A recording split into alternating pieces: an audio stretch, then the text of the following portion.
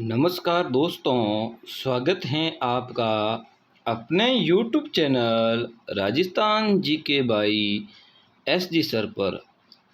दोस्तों, आज हम पढ़ेंगे शारीरिक शिक्षक भर्ती 2024-25 जो संस्कृत शिक्षा विभाग में जल्दी आपके सामने देखने को मिलेगी।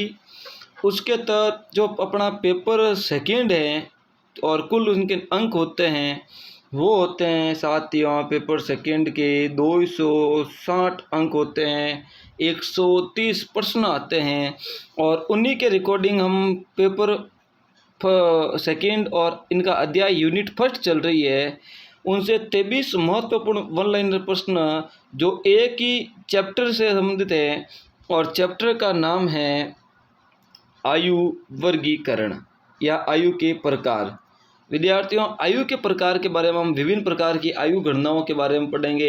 एनाटॉमिकल एज, फिजियोलॉजिकल एज, कालक्रमिक आयु, दैहिक आयु, इस प्रकार हम मानसिक आयु से बारे में संबंधित जानकारी प्राप्त करेंगे। कर लो जीत पक्की कोच सुनील गिरी के साथ।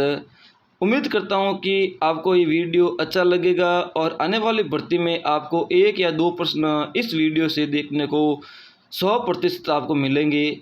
तो शुरू करते हैं। शुरू करने से पूर्व यदि आपने हमारे channel Rajasthan GK by SG sir को सब्सक्राइब नहीं किया है तो चैनल को सब्सक्राइब कर दें, लाइक कर दें, शेयर कर दें और कमेंट करना नहीं भूलें।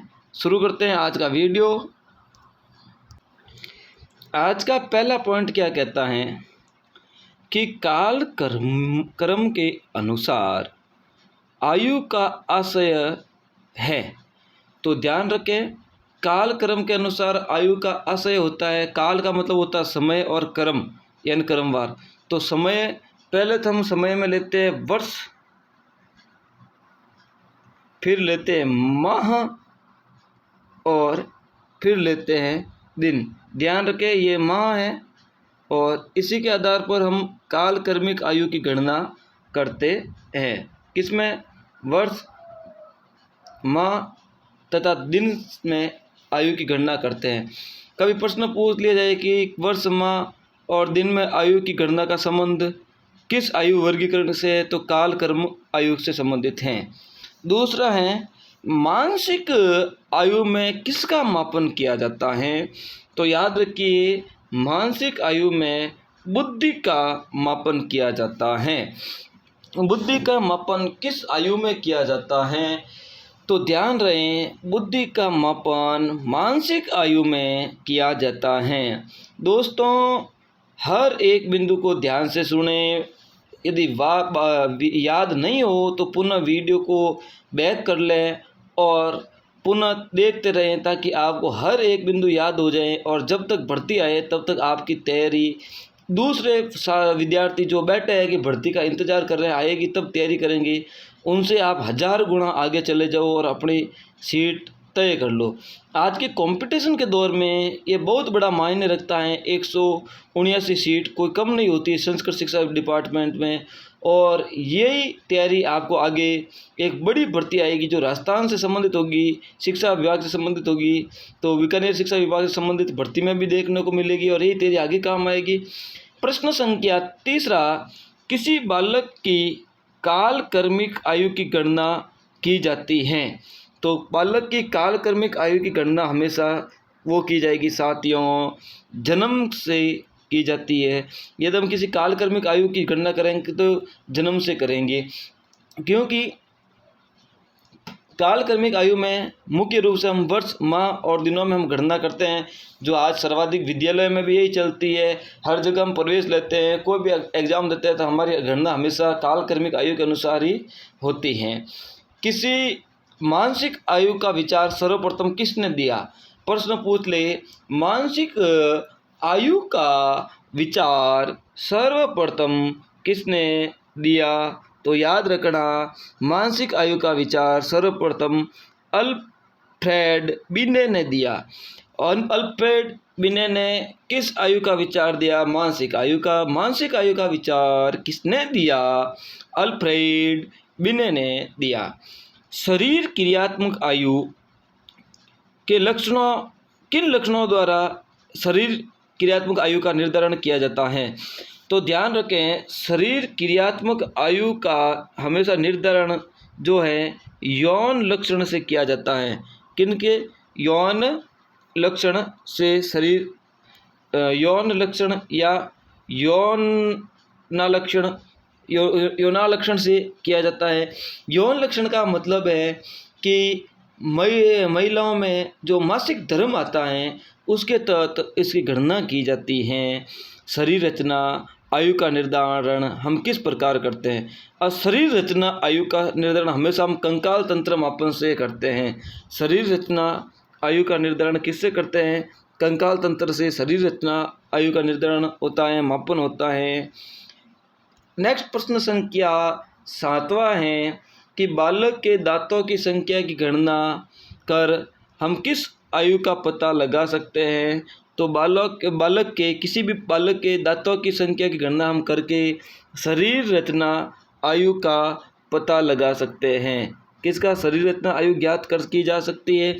और शरीर आयु का निर्धारण हमेशा कंकाल तंत्र मापन से होता है, चूँकि दांत भी एक अपने कंकाल का एक महत्वपूर्ण हिस्सा है। तो दांतों के द्वारा हम बालक की जो है गणना संख्या की गणना के कर शरीर रचना आयु का पता लगा सकते हैं।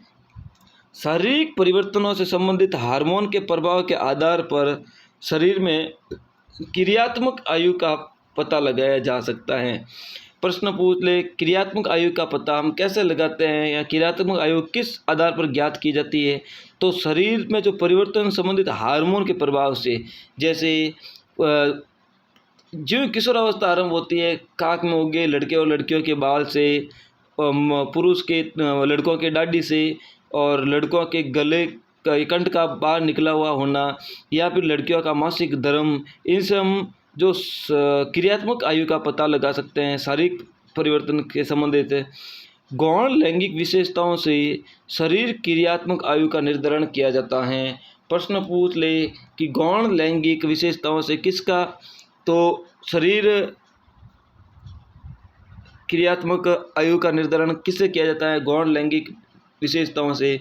और हम ज्ञात किससे करते हैं? निर्धारण तो शरीर क्रियात्मक आयु का निर्धारण हम करते हैं, निर्धारण हमेशा शब्द आएगा तो गौण लैंगिक शब्द आएगा। गौण लैंगिक विशेषताओं से हम शरीर क्रियात्मक आयु का निर्धारण करते हैं।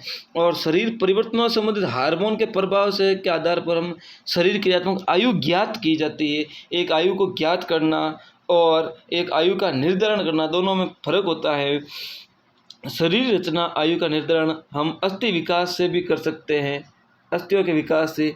तो प्रश्न पूछ ले, शरीर रचना आयु का निर्धारण हम किन किन से कर सकते हैं? तो एक तो गौण लैंगिक विशेषताओं से, एक यौन या हार्मोन प्रभाव से, और एक है वो है अस्थि विकास से होता है। दांतों के परीक्षण से किस आयु का पता लगाया जा सकता है? तो ध्यान रखना, दांतों से हम शरीर रचनात्मक आयु का पता लगा सकते हैं, जिसे एनाटॉमिकल एज कहते हैं। वो दांतों की संख्या से अभी हमने आगे पढ़ा भी है। विद्यालय में बच्चों को किस आधार पर दाखिला प्रवेश दिया जाता है? तो ध्यान रहे, काल कर्मिक आयु के आधार पर, जो दिन माह वर्ष माह और दिन में की जाती हैं। नेक्स्ट बढ़ते हैं वीडियो की आगे की और। प्रश्न संख्या 13, अभी तक आपने हमारे YouTube चैनल को सब्सक्राइब नहीं किया है तो प्लीज़ सब्सक्राइब जरूर कर दें। आपका एक सब्सक्राइब और एक शेयर मेरे लिए बहुत ही मोटिवेशन का कार्य करता है। और यदि आप ऐसा सब्सक्राइब नहीं करोगे, वीडियो को देखकर चले जाओगे, तो मुझे भी कुछ मोटिवेशन नहीं मिलेगा और मैं अगले वीडियो बनाने के लिए सक्षम नहीं होऊंगा। क्यों, हर व्यक्ति एक उद्देश्य और उम्मीद के साथ अपना कार्य करता है, तो आप भी मेरी उम्मीद और उद्देश्य को पूरा कर सकते हैं। आगे बढ़ते हैं। आप देख रहे हैं Rajasthan GK by SG sir YouTube channel, जो शारीरिक शिक्षा के संबंध में द बेस्ट आपको प्रश्न सीरीज उपलब्ध करवाता है। प्रश्न संख्या 13 है कि बच्चों का शिक्षा का स्तर किस आयु से निर्धारित किया जाता है? तो मानसिक आयु से शिक्षा का स्तर निर्धारित किया जाता है। मानसिक आयु के अनुसार शिक्षा का स्तर निर्धारित किया जाता है।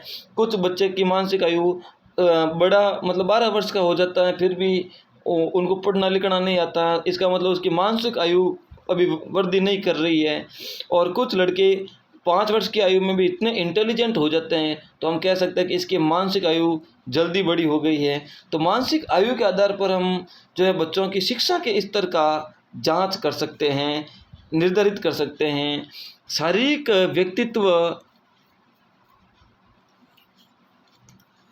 व्यक्तित्व के पर हम किस आयु का पता लगा सकते हैं? व्यक्तित्वों के आधार पर हम जो है जिस आयु का पता लगाते हैं वो शरीर क्रियात्मक आयु है। और व्यक्तित्व में क्या होता है कि जैसे जैसे अपना एज परिवर्तन होती है, किशोरावस्था आती है, तो कुछ अपने शरीर में हार्मोन्स एक्टिव होते हैं, उनसे अपना व्यक्तित्व में कुछ परिवर्तन आता है। कुछ बच्चे बचपन में कमज़ोर थे तो होशियार हो जाते हैं, कुछ बचपन में होशियार थे तो इस आयु के तहत थोड़ा अपना एक ट्रैक चेंज कर लेते हैं। इस प्रकार हम नेक्स्ट 15% की ओर बढ़ते हैं कि आयु निर्धारण का सूत्र मानसिक आयु के द्वारा, जो हम आयु निर्धारण के अंदर देखते हैं तो मानसिक आयु का सूत्र किसने दिया था? वो मानसिक आयु का सूत्र दिया था स्टर्न द्वारा दिया गया था। संपूर्ण जीवन में अवस्था के काल क्रमिक आयु का निर्धारण आसानी से किया जा सकता है। काल क्रमिक आयु का निर्धारण बहुत ही आसानी से हो सकता है, क्योंकि ये मात्र वर्ष और दिन और माह में की जाती है। एक बालक की बुद्धि लब्धि ज्ञात कर किस आयु का पता लगा दिया जाता है? तो जब भी बुद्धि शब्द आएगी तो आपको ध्यान ही रखना है केवल और केवल मानसिक आयु। आगे देखिए, किसी बालक के बालक होगा यहाँ पर, किसी बालक के जैविक तथा मानसिक पक्ष की आयु का शरीर रचना, शरीर क्रियात्मक आयु, मानसिक आयु से संबंध होता है। प्रश्न पूछते हैं कि किसी भी बालक के जैविक तथा मानसिक पक्ष से संबंधित रखती है। तो पहली आयु है मानसिक आयु, फिर है शरीर रचना, शरीर क्रियात्मक और मानसिक आयु। इनसे हम किसी भी बच्चे के जैविक तथा मानसिक पक्ष का पता लगा सकते हैं। खेलने वाले बच्चों में कालक्रम आयु का अर्थ होता है जन्म में से बीता हुआ समय। क्या अर्थ होता है? जन्म से बीता हुआ समय। नैतिक आयु के रूप में हम वर्ष, माह और दोनों ही आयु को जाना जा सकता है। नैतिक आयु में वर्ष और माह दोनों के द्वारा हम आयु को जान सकते हैं। दाहिने हाथ की अस्थि के अस्थिकरण तकनीक का उपयोग हम किसके लिए करते हैं? वो आयु निर्धारण के लिए किया जाता है। थोड़ा ध्यान रखना, दाहिने हाथ की अस्थिकरण तकनीक का उपयोग हम आयु निर्धारण के लिए करते हैं। और प्रश्न संख्या 22 है, किसी भी बालक में दाढ़ी मूंछ का निकलना और शरीर क्रियात्मक किसका निर्धारण करता है? तो शरीर क्रियात्मक आयु का निर्धारण करता है दाढ़ी मूंछ का निकलना। विद्यालय में शारीरिक शिक्षा की कक्षा में विद्यार्थियों को विभाजित करने में सबसे कम ध्यान हम देते हैं वो मानसिक आयु पर देते हैं, क्योंकि ये जरूरी नहीं है कि जो विद्यार्थी पढ़ाई में कमज़ोर है वो खेल में नहीं रहेगा। तो खेल में शारीरिक आयु शक्ति का हमें आवश्यकता होती है, मानसिक आयु का इतना हमें ध्यान नहीं रखना पड़ता है। तो इस प्रकार आज का अपना लेसन समाप्त होता है। बने रहिए हमारे चैनल के साथ और अपने परिवार को जोड़ते रहें, यूट्यूब परिवार को। और कल हम पुनः लौटेंगे एक नए चैप्टर के साथ। तब तक के लिए द बेस्ट, गुड नाइट। और आशा करता हूँ कि आप नेक्स्ट वीडियो का इंतज़ार करते रहेंगे और मैं आपको इसी और लहजे से और भी नई तकनीक के साथ वीडियो प्रोवाइड करता रहूँगा। धन्यवाद। वीडियो को अभी तक आपने लाइक, शेयर, सब्सक्राइब नहीं किया है तो ज़रूर करें।